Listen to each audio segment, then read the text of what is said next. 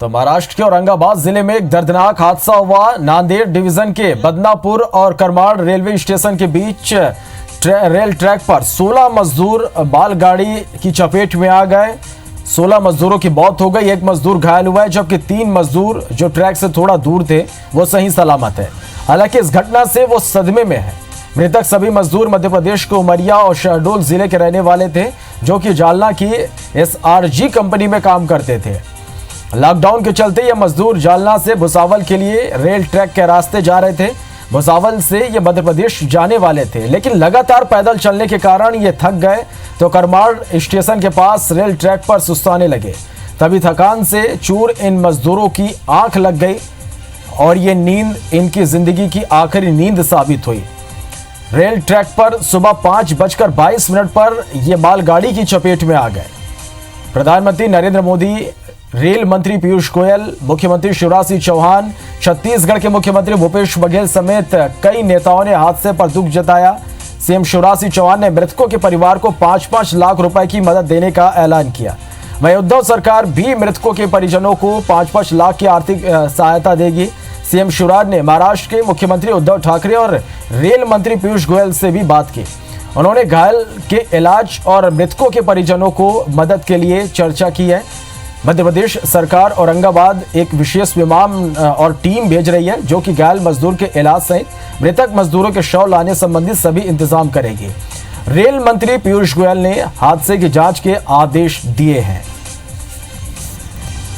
तो महाराष्ट्र के औरंगाबाद जहां ये दर्दनाक हादसा हुआ, नांदेड़ डिवीजन के बदनापुर और करमाड़ रेल स्टेशन के बीच रेल ट्रैक पर 16 मजदूर मालगाड़ी की चपेट में आ गए। मालगाड़ी से कुचलकर 16 मजदूरों की मौत हो गई। एक मजदूर गंभीर रूप से घायल है, जबकि 3 से 4 मजदूर जो ट्रैक से थोड़ा दूर थे वो सही सलामत है। हालांकि इस घटना से वो सदमे में है।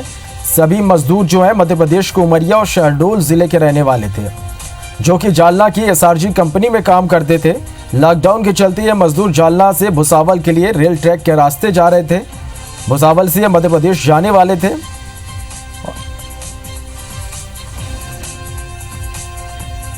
और गृहमंत्री नरोत्तम मिश्रा ने क्या कुछ कहा, आइए आपको सुनवाते हैं।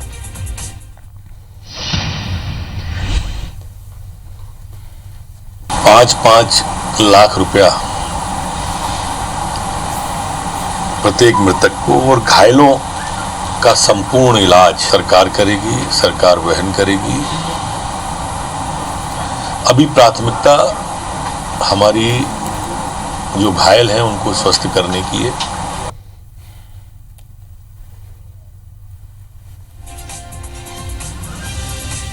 चलिए, तो जो मजदूर यहाँ मारे गए हैं और जो घायल हैं, घायलों के इलाज की समुचित व्यवस्था जो है मध्य प्रदेश सरकार करेगी। इसके अलावा जो मृतक मजदूर हैं उनके शव लाने संबंधी सभी इंतजाम अब मध्य प्रदेश सरकार करेगी। तो महाराष्ट्र के औरंगाबाद जिले में एक दर्दनाक ये हादसा हुआ है। नांदेड़ डिवीजन के बदनापुर और करमाड़ रेल स्टेशन के बीच ट्रैक पर 16 मजदूर मालगाड़ी की चपेट में आ गए। 16 मजदूरों की मौत हो गई।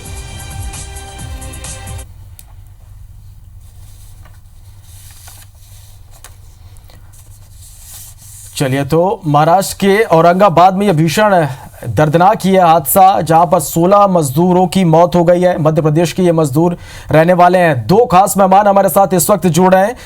बीजेपी प्रवक्ता रजनीश अग्रवाल जी हमारे साथ जुड़ रहे हैं। इसके साथ ही कांग्रेस प्रवक्ता दुर्गेश शर्मा जी हमारे साथ इस खबर पर जुड़ रहे हैं। आप दोनों का बहुत बहुत स्वागत है।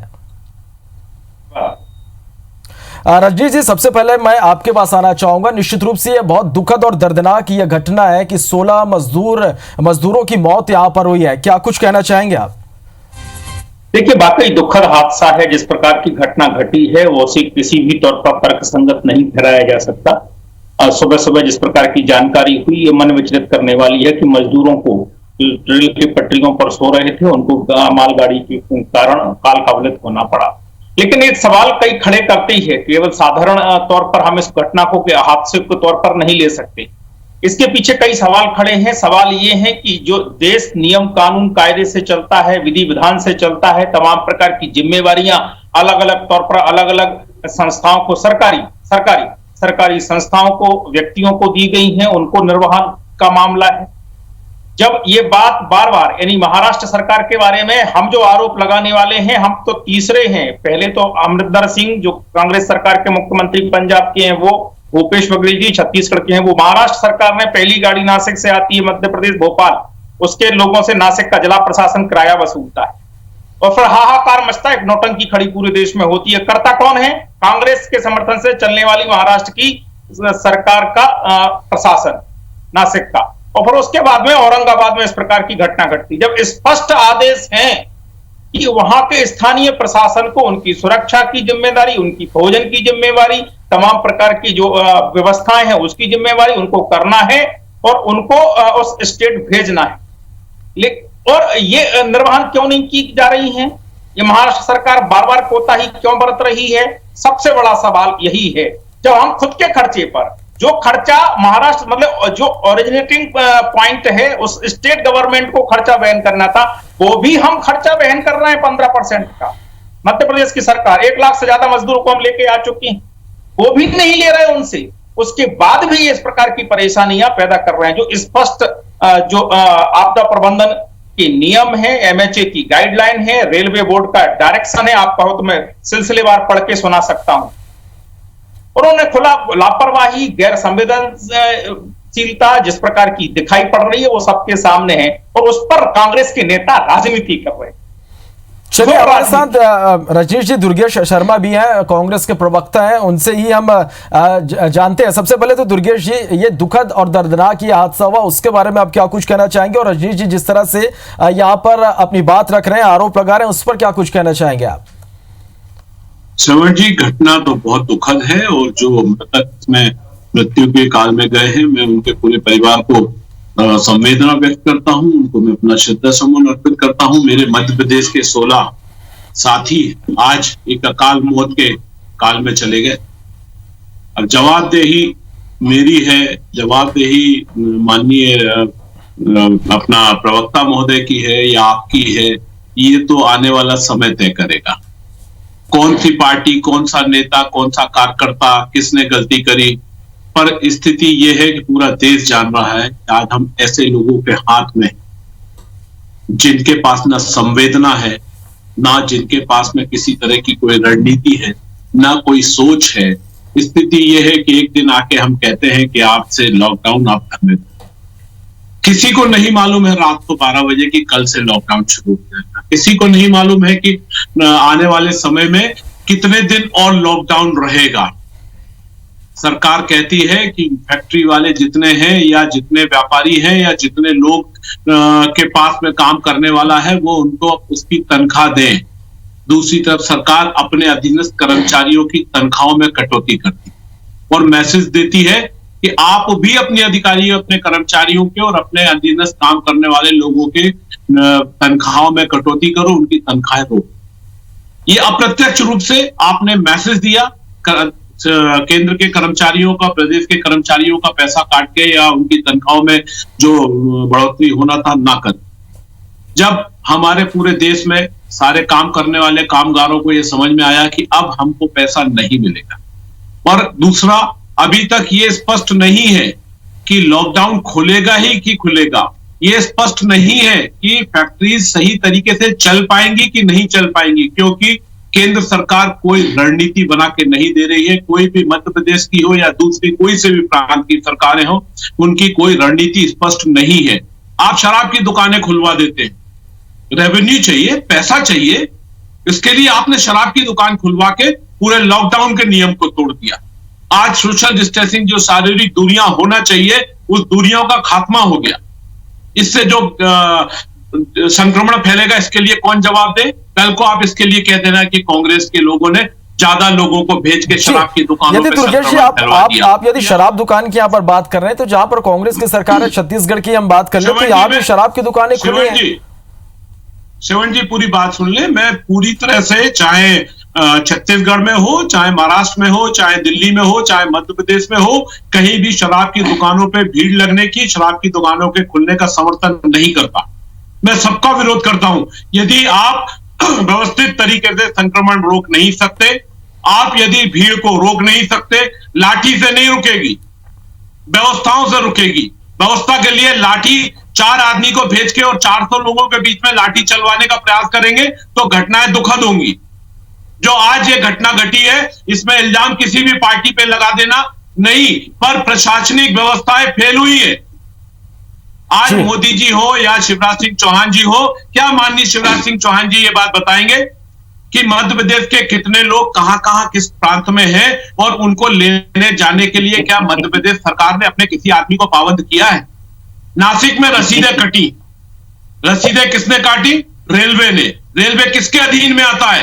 भारतीय जनता पार्टी की केंद्र में बैठी हुई सरकार के। आप इल्जाम लगा रहे हैं नासिक में महाराष्ट्र की सरकार पर। शर्म आना चाहिए। झूठ बोलने के अलावा आपको कुछ नहीं आता। एक नहीं 1000 रसीदें लोगों ने सामाजिक रूप से दिखाई। मध्य प्रदेश भोपाल में एक बस में 65 और 64 लोगों को राजधानी से बैठ के आप दूसरी जगह पे भेज रहे हैं। 68 लोग एक बस में बैठे। कितने भेजना चाहिए थे? मात्र 25 से 30 लोगों को बस में भेजना चाहिए था, शारीरिक डिस्टेंसिंग मेंटेन करते हुए।